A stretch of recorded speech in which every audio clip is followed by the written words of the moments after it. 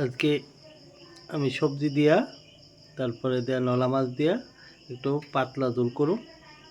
তো গরম বেশি, তো গরমের মধ্যে এই যে নলা মাছ মানে চারাপোনা মাছ কয় আর কি, তো চারাপোনা মাছ দিয়ে সেরা সবজি দিয়া করুম। আর বেগুন দিয়ে একটা হালকা একটু সর্ষা দিয়ে সেরা একটা করছি। তো এইদিকে মাছটা থাকা পাঁচফোড়ন দিয়ে সম্বাদ দিয়ে দিতেছি, সবজিটা দিয়ে দেবো এবার দিয়ে সেরা করুম।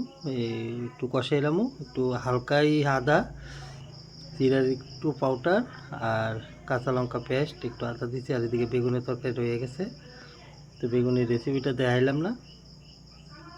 তো এইটা একটু কষানো হয়ে গেছে, তো একটু জল দিয়ে দিয়েছি, এটা হালকা একবারে না বাইচে সেরে দিছি।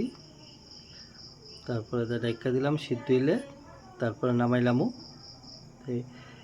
এই যে মাছটা দিয়ে দিলাম, মাছটা তো আগে বাইচা রাখছিলাম, চারাপোনা মাছ আর কি অনেকে কয়, আমরা নলা মাছই কই, রুই নলা। তো এই দেন মাছটা দিয়ে সেটা মোটামুটি সবজির সিদ্ধ হয়ে আছে, একটু আর একটু টানবো, টানলেই নামাইলামও। তো খুব স্বাদ ছিল।